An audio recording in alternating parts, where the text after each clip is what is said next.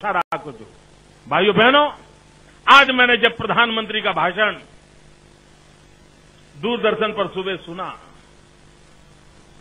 मुख्यमंत्री के नाते नहीं, एक नागरिक के नाते भी मुझे बहुत निराशा हुई। मेरे देश के प्रधानमंत्री जब 120 करोड़ देशवासियों को संबोधित कर रहे थे, तब सिवाय निराशा उनके मुंह से एक शब्द नहीं निकला। वो कह रहे हैं कि महंगाई को रोकना हमारे आपे में नहीं है, हमारी क्षमता में। ऊपर से कह रहे हैं कि इस बार मौसम खराब है तो महंगाई की स्थिति और बिगड़ सकती है। इस प्रकार की बात कर रहे हैं। मैं हैरान हूं। वो कह रहे हैं कि कई निर्णय हम इसलिए नहीं कर पा रहे हैं कि हमारे साथी दल से हम सहमति नहीं कर पा रहे हैं और उसके कारण एक रुकावट का माहौल आया है। और भाइयों बहनों, प्रधानमंत्री जी जो बातें कही, मैं आज प्रधानमंत्री जी को जूनागढ़ की धरती पर से तिरंगे झंडे की साक्षी से भारत के संविधान की मर्यादाओं में रहकर के सवाल पूछना चाहता हूं। प्रधानमंत्री जी, आज आप वादा कर रहे थे कि आप बैंक का ब्याज कम करेंगे अगर मध्यम वर्गीय लोग अपना घर बनाना चाहते हैं तो। आपने वादा किया। प्रधानमंत्री जी, आपको मालूम है, आपने 2004 में वादा किया था कि हिंदुस्तान का नौजवान अगर पढ़ाई करना चाहता है तो उसको कम ब्याज से लोन मिलेगी। और आपने ये भी कहा था कि किसी भी नौजवान को अपनी कोई संपत्ति गिरवी नहीं रखनी पड़ेगी, वो सिर्फ अपना सर्टिफिकेट लेके आएगा, एडमिशन का लेटर लेके आएगा, उसको कम ब्याज से लोन मिलेगी। प्रधानमंत्री जी, आज 8 साल हो गए, एक भी नौजवान को बिना अपनी संपत्ति गिरवे रखे आपकी कोई भी बैंक लोन नहीं देती है। अगर देश के नौजवान को पढ़ाई के लिए लोन देने का वादा करने के बाद भी, 8 साल के बाद भी अगर आपकी सरकार लोन देने में असफल होती है तो कौन भरोसा करेगा आपके वादों पर। प्रधानमंत्री जी, आज आपने वादा किया कि आप हर गांव में बिजली पहुंचाने का प्रयास करेंगे। काश अच्छा होता जिन राज्यों ने पहुंचाई है उनका अगर उल्लेख करते तो शायद देश को एक सही संदेश जाता। लेकिन आप राजनीति से ऊपर उठ करके एक प्रधानमंत्री के नाते उतना भी गौरवपूर्ण वाक्य नहीं बोल पाए। लेकिन प्रधानमंत्री जी, मैं आपकी बात पे भरोसा कैसे करूं? मैं इस देश के नागरिक के नाते आपसे ये भरोसा कैसे करूं जब इस देश के 19 राज्य अंधेरे में डूब जाते हो, जिस इस देश के 60 करोड़ से नागरिक अंधेरे की मुसीबत में जीने के लिए मजबूर हो जाते हो। एक अकेला पूरे देश में गुजरात ऐसा रहा कि जब बिजली का संकट आया तब गुजरात बच गया। गुजरात में अंधेरा नहीं हुआ, गुजरात चमकता रहा, गुजरात जगमगाता रहा, लेकिन हिंदुस्तान अंधेरे में डूब गया। जब सारा देश अंधेरे में डूब गया तो मैं कैसे भरोसा करूं प्रधानमंत्री जी कि आप बिजली देने के वादे में खरे उतर पाएंगे। प्रधानमंत्री जी, आप कहते हैं कुपोषण एक बहुत बड़ी शर्मिंदगी है। 3-4 महीने पहले बड़े व्यथित हृदय से आपने देश के सामने अपनी भावना को प्रकट किया था। आज 15 अगस्त को लाल किले पर से क्या देश को आप कुपोषण के खिलाफ लड़ाई लड़ने का आह्वान नहीं करते थे? क्या इस देश के अंदर ऐसी संस्थाएं नहीं है जो कुपोषण के खिलाफ लड़ाई लड़ने के लिए आगे आए? लेकिन प्रधानमंत्री, ये दुर्भाग्य की बात है, आज आपके पूरे भाषण में कुपोषण से मुक्ति के लिए आपके पास क्या योजना है?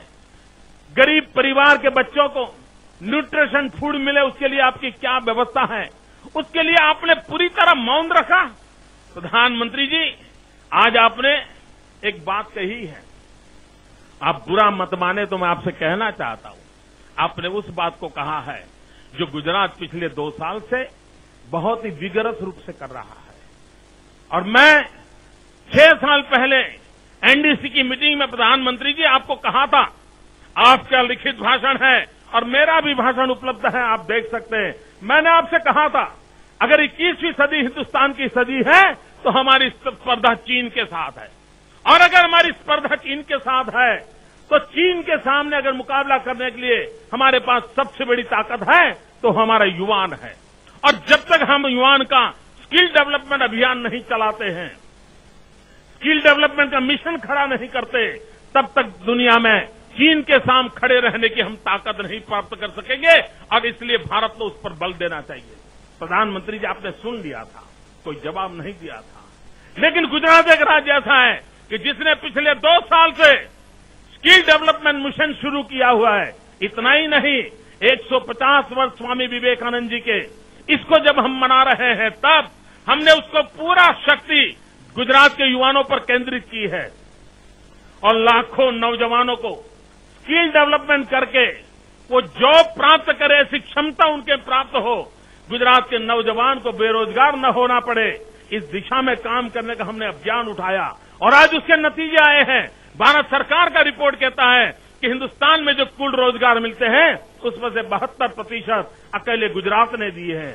भारत सरकार का रिपोर्ट आया है कि पूरे हिंदुस्तान में जो बेरोजगारों की संख्या है उसमें कम से कम बेरोजगार नौजवान कहीं है तो गुजरात की धरती पर है। हमने पिछले महीने स्किल डेवलपमेंट योजना के तहत जिन नौजवानों के शिक्षा दीक्षा पाई थी, 66,000 नौजवानों को 1 महीने के भीतर भीतर रूबरू में जाकर के नौकरी के पत्र दे दिए थे। आज वो रोजी रोटी कमाने लग गए हैं। स्किल डेवलपमेंट के महत्व को हमने आपके सामने प्रस्तुत किया था, लेकिन आपने 4 साल गवा दिए प्रधानमंत्री जी, और आज आप लाल किले पर से कह रहे हैं कि आप स्किल डेवलपमेंट की दिशा में कोई काम करेंगे। हम कैसे भरोसा करें प्रधानमंत्री जी कि ये आप इतनी धीमी गति से अगर चलोगे और दुनिया बदलती जा रही है, चीन से हमारी स्पर्धा चल रही है, हम कैसे सज्ज होंगे। प्रधानमंत्री जी, आपने आसाम के प्रति दुख व्यक्त किया, लेकिन आप मुंबई में जो घटना घटी उसके विषय में मौन रह गए। प्रधानमंत्री जी, ये 2 तराजू क्यों? असम की तो पीड़ा होती है, लेकिन मुंबई में जो घटना घटी, जो अति गंभीर घटना के प्रति देश के प्रधानमंत्री मौन कैसे रह सकते हैं? प्रधानमंत्री जी, देश सुनना चाहता था कि आप बांग्लादेशियों के विषय में क्या कहना चाहते हैं। भारत के अंदर बांग्लादेशियों की घुसपैठ एक बहुत बड़ा संकट बनती जा रही है। असम तो एक छोटा सा नमूना है, पूरे देश में संकट बनता जा रहा है। तब प्रधानमंत्री जी, यह देश जानना चाहता था कि आप बांग्लादेशियों के संबंध में क्या सोच रहे हो, आपकी नीतियां क्या है। क्या हिंदुस्तान में बांग्लादेशियों का प्रभाव रहेगा कि हिंदुस्तान के मेरे भाइयों बहनों का प्रभाव रहेगा? आसाम के दिल में जो आग है, उस आग को समझने की अगर आपने कोशिश की होती, बांग्लादेशियों की उस बात को आपने अपनी वाणी में अगर अपने विचारों को व्यक्त किया होता तो आसाम ही नहीं, पूरा नॉर्थ ईस्ट भारत के प्रधानमंत्री से एक संतोष की बात सुन करके जाता।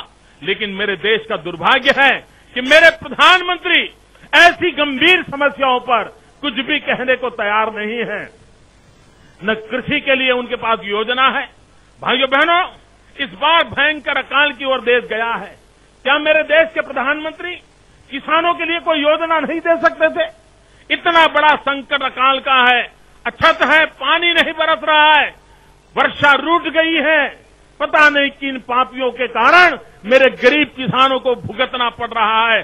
तब देश आशा करता था कि मेरे प्रधानमंत्री किसानों के लिए कोई योजना लेकर के आते, किसानों को कोई विश्वास देते। भाइयों बहनों, दिल्ली सरकार कुछ करे या न करे, मारा गुजरात ना वाला किसान भाइयों बहनों, दिल्ली ની સરકાર કઈ કરે કે ન કરે, કરી શકે કે ન કરી શકે, પણ આ રાજ્યના મુખ્યમંત્રી તરીકે હું આપને વિશ્વાસ આપું છું કે મારી સરકારનું પહેલું કર્તવ્ય છે અબોલ જીવોની રક્ષા કરવાનું। મારી સરકારનું પહેલું કર્તવ્ય છે મારા ખેડૂતોને પૂરેપૂરી મદદ કરવાનું। મારી સરકારનું પહેલું મહત્વ છે કે એનું બજેટ જો વપરાશે તો ગુજરાતના ગામડા માટે, ગુજરાતના ખેડૂત માટે, દુષ્કાળની સામે જજુમાં રહેલા મારા ગુજરાતના ખેડૂતને માટે મેં કરીશું। અને એટલું જ નહીં, અમે જૂની પુરાણી પદ્ધતિથી કામ કરવા માંગતા નથી। અંગ્રેજોના જમાનાથી રાહત માટેના જે મેન્યુઅલ બનાવ્યા છે એ મેન્યુઅલની ચોખટમાં મારી સરકારને પૂરી નથી દેવી। એટલે મેં એમને મોકળા મને કહ્યું છે કે નવી ઇનોવેટિવ સ્કીમ લાવો ક્રિએટિવ એસેટ ઉભી થાય એના માટેની સ્કીમ લાવો. નરેગાનું પણ કામ એવી રીતે કરો કે જેના કારણે આ રાજ્યનું ભલું થાય, એ પ્રકારની એસેટ્સ નિર્માણ થાય. એવા અનેક પ્રકારના આદેશો આ સરકારે નીચે સુધી આપી દીધા છે. અને હું મારા દુષ્કાળ પીડિત ભાઈઓ બહેનોને વિશ્વાસ આપું છું કે આપને ઉની આંચ ના આવે એ માટેનો પૂરો પ્રયાસ મારી સરકાર કરશે.